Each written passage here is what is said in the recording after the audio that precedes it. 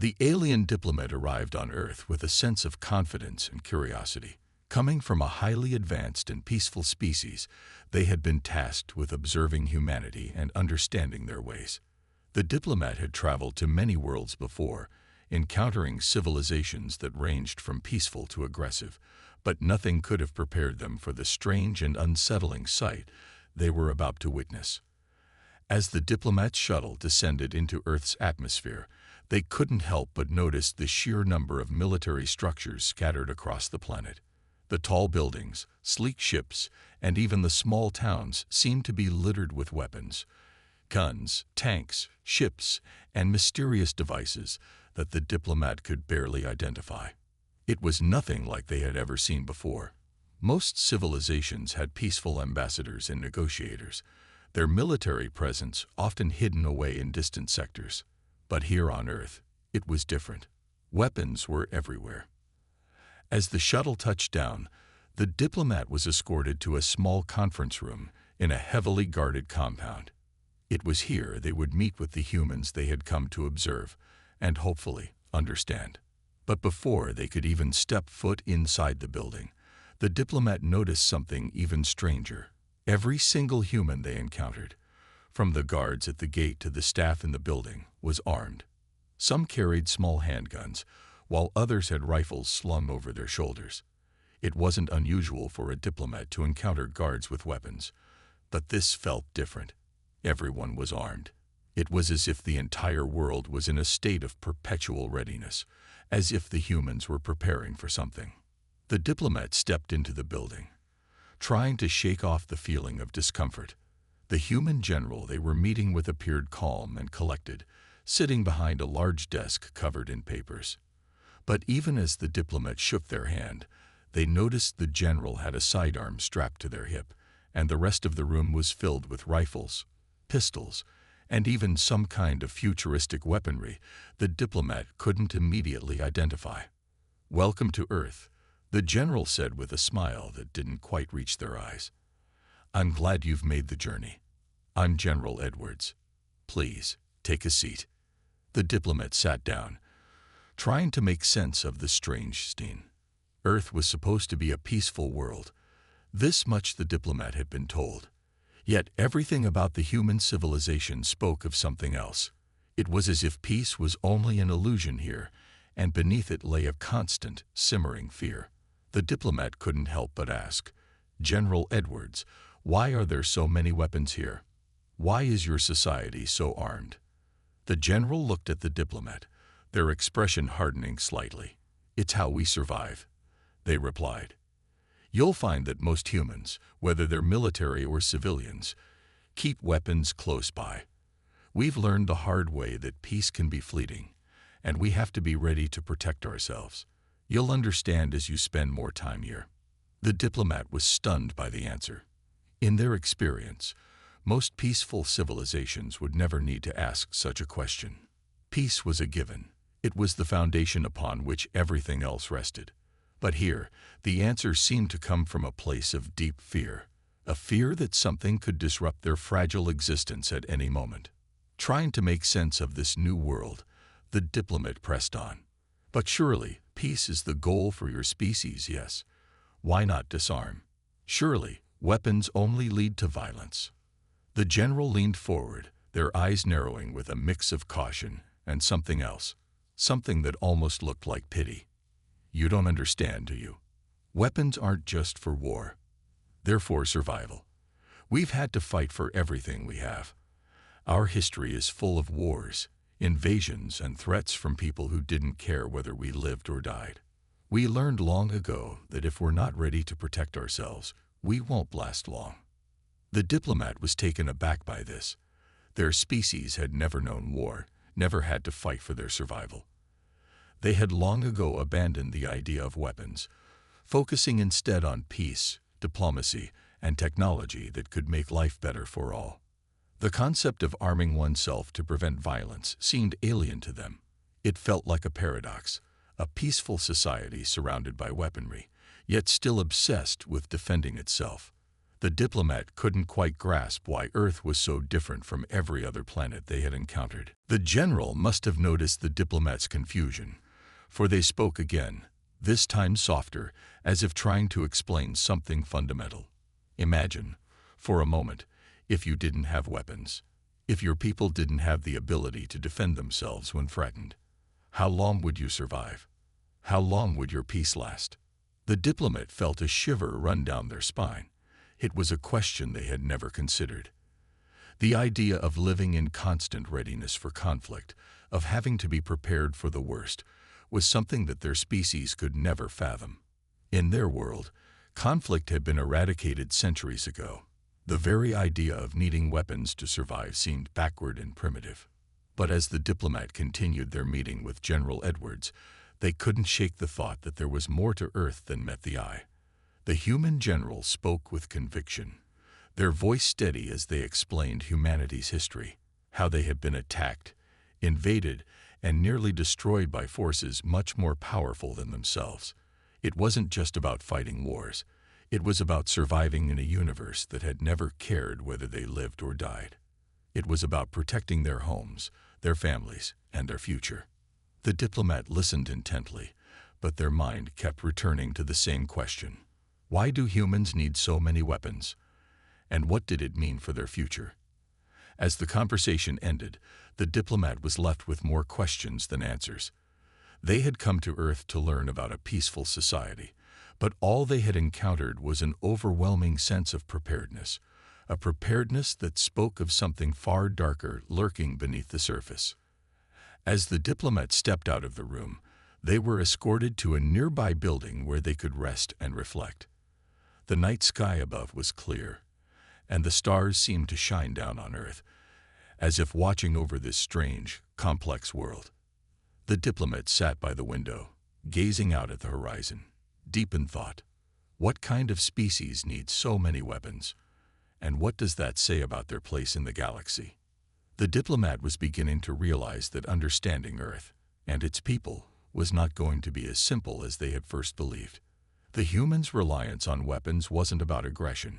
It wasn't about dominating others. It was about something far more fundamental: survival.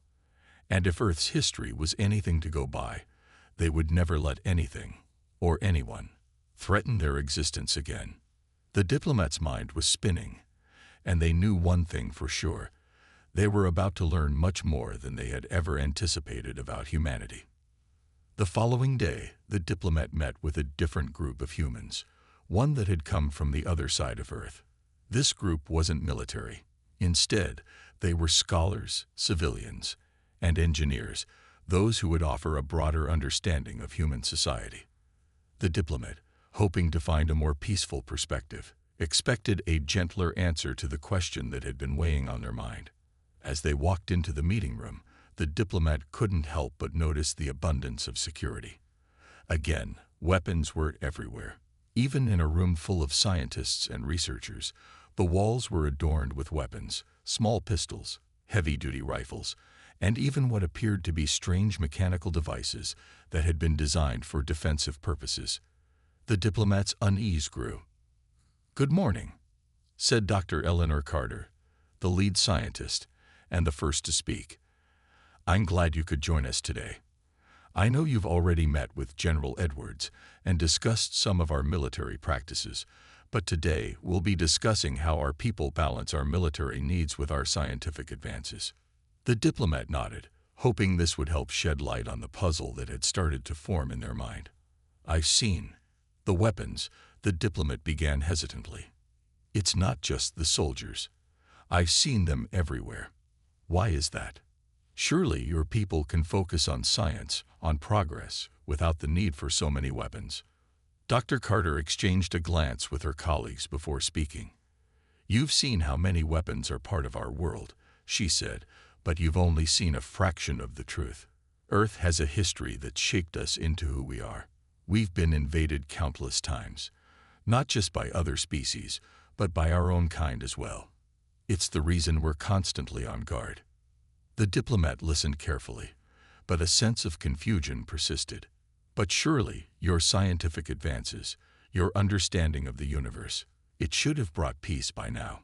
You must see how valuable that is." Dr. Carter's face softened, though there was a trace of sadness in her eyes. Peace is a fragile thing. It's easy to talk about, easy to wish for. But history has taught us that peace alone won't protect us. It won't save us from those who see us as weak, as easy targets. It's not about dominating others. It's about surviving. The diplomats shook their head, still trying to reconcile the peaceful image they had envisioned of Earth with the harsh reality before them. "But why keep the weapons if you don't intend to use them?" Another scientist, a man named Dr. Vasquez, chimed in. "It's not about the intent. It's about the understanding that threats will come. We know we're a target, whether it's another species or even ourselves. We've had periods of peace, but they were always followed by violence. The weapons are a safeguard. It's how we've survived." The diplomat's mind reeled. A safeguard. For what? They had never known such violence, such constant threat. The idea of living with the expectation that a peaceful existence could so easily be destroyed was beyond their understanding. Dr. Carter continued, her tone now more earnest. "The history of our species is filled with wars, invasions, and the constant struggle to survive. We've had to fight for everything. Our technology, our way of life, even our existence. If we didn't have weapons, if we didn't stay prepared, we'd be wiped out. And you have to understand, we don't just do it for ourselves. We do it for our children, for our future." The diplomat's thoughts flashed back to the first meeting with General Edwards. The same message had been conveyed there: survival. It wasn't about aggression or power. It was about defense, about ensuring humanity could stand strong against the storms that could strike without warning. "I understand the need for defense," the diplomat said slowly, choosing their words carefully. "But it still seems excessive. I've never encountered a society that relied so heavily on weapons. You've achieved so much in terms of technology and intellect. Isn't there another way?" Dr. Carter paused, then turned to her colleagues. They spoke amongst themselves, as if considering how best to answer the diplomat's question. Finally, Dr. Vasquez spoke again, his voice somber. "We don't want war," he said quietly. "We don't want conflict. But history has shown us time and again that we can't ignore the possibility of it. The weapons are a reminder that no matter how much we evolve, no matter how much we advance, we must always be vigilant. And if the worst happens, we need to be ready." The diplomat's mind raced. The more they learned about Earth, the more complicated things seemed. Every answer only led to more questions. It was a society caught between its desire for peace and the reality of a universe that wasn't always kind. The meeting continued for hours, but the diplomat couldn't stop thinking about the conversation. There was a fear that ran deep in the veins of humanity. A fear that was more than just instinct. It was something woven into their very culture, into their identity. And yet, despite the weight of this constant vigilance, the diplomat could also sense an underlying strength in humanity. They weren't just surviving. They were thriving. And perhaps that was the true answer. Humanity didn't need weapons because they were violent, but because they had learned how fragile peace could be. They had learned that it wasn't enough to hope for peace. They had to be ready for anything, even the worst. As the diplomat left the meeting room, they gazed out at the distant horizon, the world bustling around them. The sounds of construction, engines, and distant chatter filled the air. There was a strange stillness in the midst of the chaos, an unspoken understanding that this was a place both beautiful and terrifying, a world that had learned the hard way what it meant to survive. The diplomat's thoughts were interrupted as they were escorted back to their quarters. The night sky had already begun to darken, and as the stars began to shine above, the diplomat couldn't help but wonder. Was this the future of all civilizations? Would peace always be threatened by the cold, unforgiving realities of the universe? And if that was true, what did it mean for their own peaceful existence? Tomorrow would bring more questions, more meetings, but the diplomat knew one thing for certain. They would never look at Earth the same way again. And as much as they had hoped to understand humanity, they realized that understanding might not come as easily as they had hoped. There was far more beneath the surface of this world than they could ever have anticipated. The following day, the Diplomat found themselves once again walking through the massive complex of Earth's government headquarters. The streets were bustling with activity, and everywhere they looked, there were people preparing for something, whether it was routine maintenance or something more secretive. Earth was a planet on the move, a world that constantly seemed to be in motion, always preparing for the next challenge. It was unsettling. Today's meeting was set to be with a representative of Earth's civilian government. This was supposed to be a break from the military-heavy discussions of the last few days, a chance to understand how Earth's governance worked without the influence of war or defense. The Diplomat hoped this meeting would shed some light on the purpose behind Earth's overwhelming focus on defense. Inside the meeting room, the Diplomat was greeted by Minister Alina Roth, a calm, collected woman in her late 40s. Her presence exuded confidence, but there was something in her eyes, a subtle weariness, perhaps. The Diplomat sat across from her, feeling the weight of the conversation they were about to have. "Thank you for meeting with me, Minister Roth," the Diplomat began. "I've seen a lot of Earth's weapons and defense systems. The sheer amount is surprising. I've met with military officials, scientists, and engineers, but now I'd like to understand your perspective. Why do you believe Earth needs so many weapons? I thought your people had reached the point where peace could be the focus." Minister Roth didn't immediately respond. Instead, she leaned back in her chair, her eyes studying the Diplomat with a mix of curiosity and calculation. "You've been speaking to people who understand the immediate threats. The military officers, the scientists, the engineers, they're focused on survival, and for good reason. But I think you're asking the wrong question." The Diplomat tilted their head, confused. "The wrong question. I'm simply trying to understand." "Yes," Roth said slowly, her voice steady. "But the real question isn't why we have so many weapons. The real question is, why wouldn't we?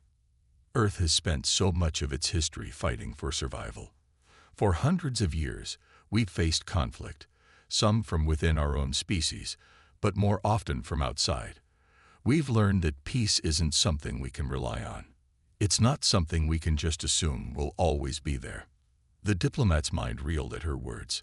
"But you've built such incredible technologies. You have the potential to be a galactic leader. Why does it always come back to defense? Why not peace, cooperation?" Minister Roth's eyes softened, though the hint of sorrow remained. "You're right. We've achieved things no other civilization has. But we're also a species that has learned, painfully, that power doesn't come from being passive.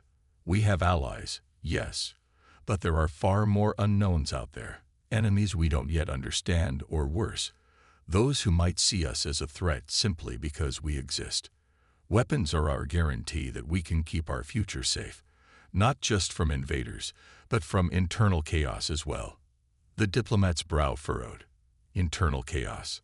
How does that fit into the picture?" "It's a consequence of our history," Roth replied. "We have fought wars between ourselves, and some of those wars have led to unimaginable destruction. The lesson we learned from that is that if we allow ourselves to grow complacent, if we put down our weapons and trust that the world will be peaceful on its own, we risk repeating our past mistakes. Weapons aren't just tools for defense. They're symbols of our ability to protect our way of life." "But if peace is your goal," the Diplomat said, "then why not focus on diplomacy, trade, and alliances instead of this overwhelming show of force?" "Because, dear Diplomat," Roth said, her tone growing a little sharper, "we've tried.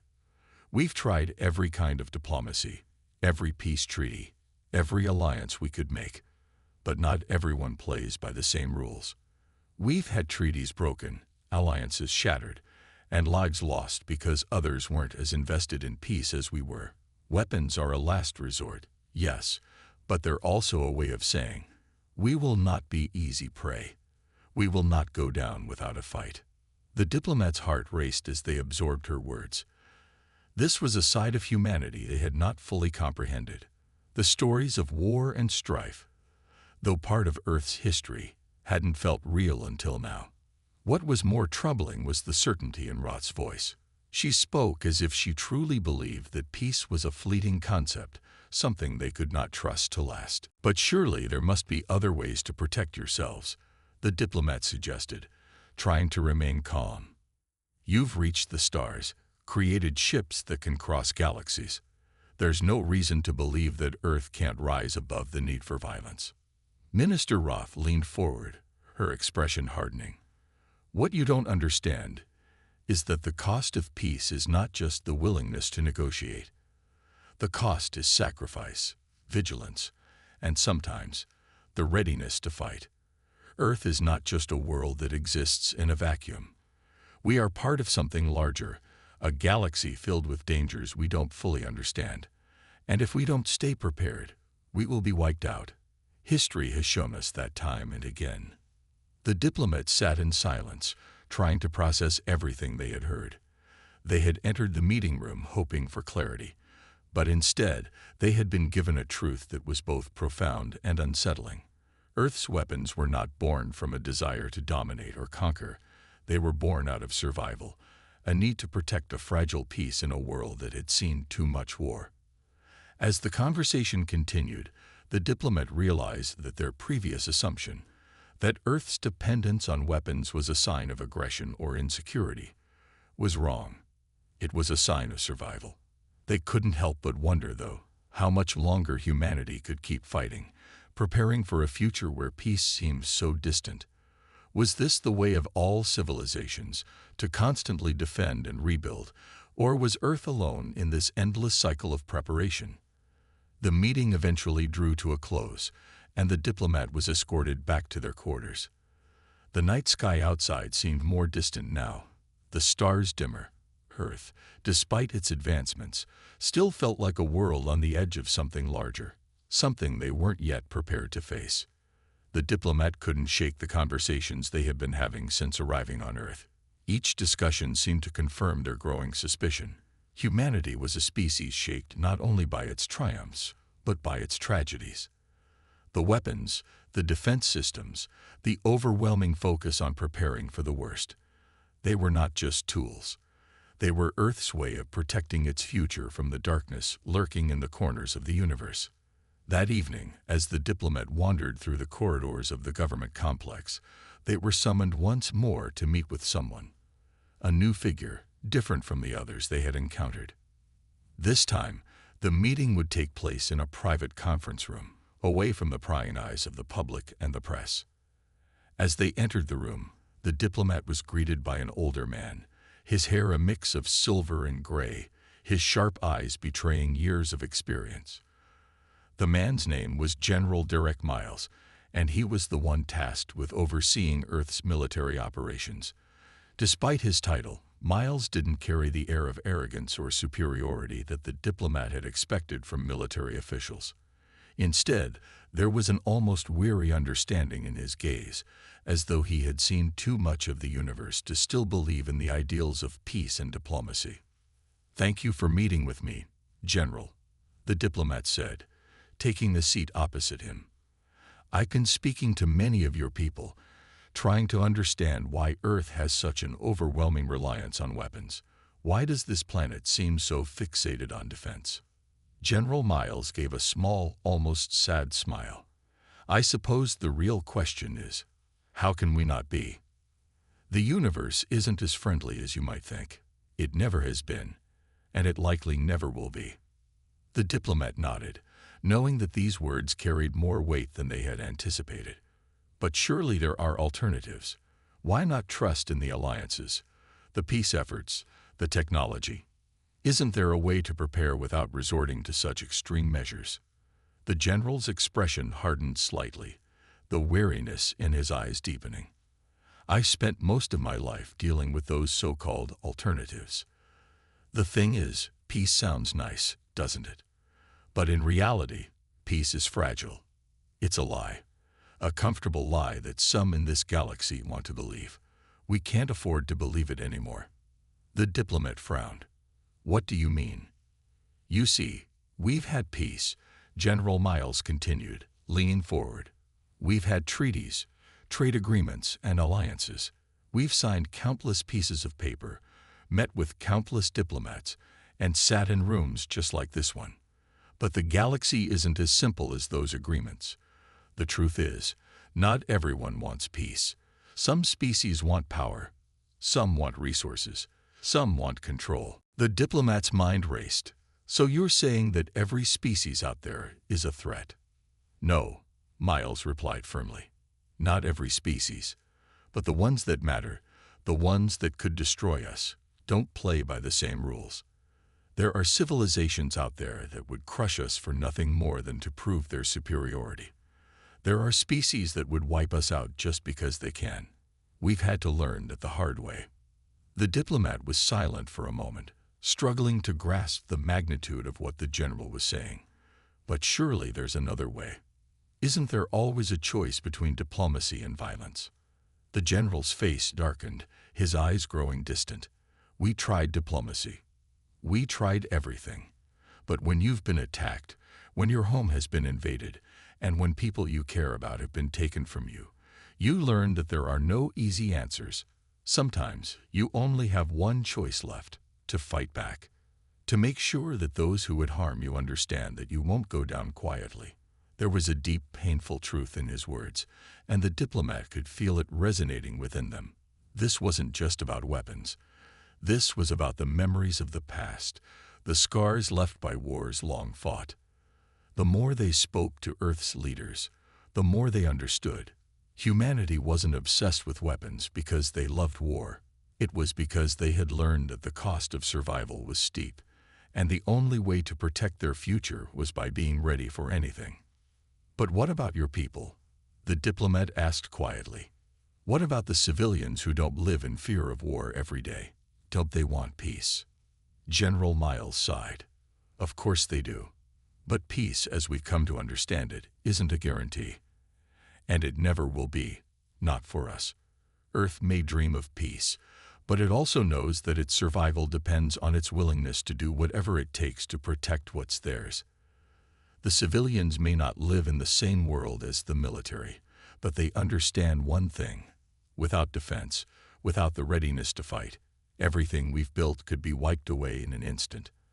And that's not a risk any of us are willing to take. The diplomat felt a cold chill run through them, as if they were seeing Earth for the first time, not just as a species full of potential and hope, but as a people hardened by years of struggle, scared by wars both internal and external. They could see now that the weapons weren't just tools of destruction. They were symbols of Earth's unrelenting resolve, a message to the universe that Earth would not be a helpless victim. As the meeting concluded, the diplomat left the room with a heavy heart. They understood now, more than ever, the paradox of Earth's situation. This was a planet caught between the desire for peace and the undeniable need for defense, a world shaped by its struggles and its survival instincts. The diplomat had thought they would find answers about humanity's obsession with weapons, but now they found themselves wondering whether there would ever be a time when Earth would be free from the shadow of war. As they walked back to their quarters, the stars outside seemed distant, almost indifferent. The universe, with all its mysteries and dangers, was far from the utopia they had hoped for. And Earth, despite its advanced technologies and unyielding spirit, was a world that understood one simple, terrifying truth. Survival came at a cost, and that cost was always paid in preparation, vigilance, and sometimes in blood. The diplomat couldn't help but reflect on the meeting with General Miles. The conversation had left a deep impression, stirring emotions they hadn't anticipated. Earth was a complex world, far different from the idealistic visions that other galactic species often held. What had seemed like an obsession with weapons was, in reality, a survival instinct, a response to the harsh realities of the universe, a place where trust was earned, not freely given. Humanity had been forced into a constant state of readiness, always anticipating the worst, always prepared to protect what they had fought so hard to build. As the diplomats sat in their quarters later that night, pondering these thoughts, their communication device blinked with an incoming message. It was from an Earth official, a high-ranking officer in the Earth Defense League. The message was brief but urgent. A private meeting had been arranged with one of Earth's top strategists, someone who could explain the true nature of humanity's reliance on weaponry and the lengths they would go to ensure their security. The diplomat hesitated for a moment, wondering if they were ready for what they might learn. The journey they had begun was taking them deeper into the heart of Earth's complexities, into a world where the line between peace and survival was razor-thin. But the diplomat knew they had no choice. Their mission was to understand, not to judge, to get the answers that would explain the enigma of Earth's martial culture. The next day, they arrived at the designated facility, a stark, imposing building surrounded by vast fields and watchful guards. It was a military research center, one of many on Earth, where the planet's most advanced defense technologies were conceived and tested. As the diplomat entered, they were escorted by armed personnel through a series of hallways, finally arriving at a secured conference room. There, they were introduced to Dr. Evelyn Marks, one of Earth's leading defense strategists, known for her work in developing the planet's most formidable weapons systems. Dr. Marks was in her mid-40s, with sharp features and an air of quiet confidence. She didn't offer pleasantries, but instead dove straight into the heart of the matter, as though she had been expecting this conversation for a long time. "I understand you've been asking about the need for weapons on Earth," she began, her voice calm but firm. "The question itself is simple, but the answer is anything but." The diplomat nodded, eager to hear her perspective. "I've spoken with General Miles and others. What I've gathered so far suggests that Earth's reliance on weapons is not about conquest, but about survival. But why such an overwhelming focus on defense? Why not build alliances, seek peace?" Dr. Marks regarded the diplomat for a long moment before speaking. "Peace is a fragile illusion. It's not something we can rely on. History has shown us that. Earth's focus on defense isn't about wanting war. It's about ensuring that we're never caught off guard again." She paused, as though choosing her words carefully. "You see, Earth has a history that's been shaped by conflict. Wars, invasions, and threats from beyond our world have marked our past. But the most critical part of our history wasn't the wars themselves. It was how we learned from them. We had to adapt. We had to create a world where our survival didn't rely on the whims of other species or the hope that someone else would protect us." The diplomat listened intently, but there were still so many questions. But why weapons of such immense power? Weapons that could destroy entire planets? Surely there must be another way to ensure peace without the constant readiness for total destruction. Dr. Mark's eyes darkened slightly, and her tone became more intense. "There is no other way, not for Earth. You're not the first diplomat to ask that question, and you won't be the last. But I can tell you this: we've tried every other option. We've tried appeasement. We've tried treaties. We've even tried to befriend species that showed no interest in peace. Do you know what happened when we lowered our guard?" The diplomats shook their head, urging her to continue. "We were attacked," she replied, her voice tight with emotion. "Not just once, but multiple times. There were species that came to Earth with promises of peace, of cooperation, but they only wanted to exploit us, to take what they could, leaving us defenseless. There were others who simply didn't care. We learned the hard way that in this galaxy, peace is a transaction. It's not something you can simply demand. You have to earn it. And sometimes you have to fight for it."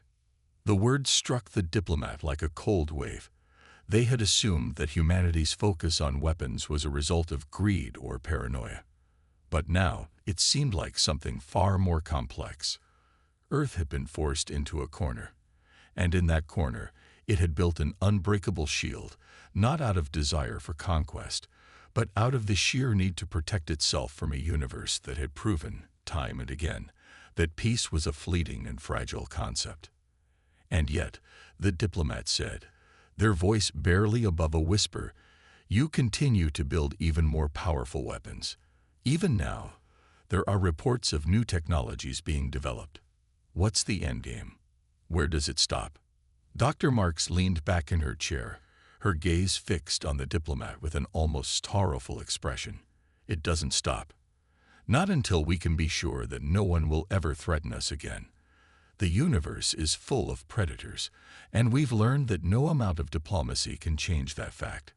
Earth's weapons are our way of saying that we won't be prey. Not now, not ever. And if that means we're ready for anything, even the unimaginable, then so be it. The diplomat's mind reeled as they processed her words. They had come here seeking answers. But now, they found themselves even more confused, more uncertain. Humanity's weapons weren't just tools of destruction. They were a testament to a civilization that had been forced to harden itself in the face of constant threat. Earth's obsession with weaponry was not born of aggression or ambition. It was born of necessity, a survival instinct that had shaped every aspect of the human spirit. The diplomat looked at Dr. Marks, their voice heavy with the weight of what they had just learned. So, this is your reality. This is Earth's truth. No matter how much we wish for peace, the galaxy demands preparation for war. Dr. Marks nodded solemnly. Yes, and that's why we need to understand each other. Because in the end, peace isn't something we can take for granted. It's something we have to fight for, just like everything else.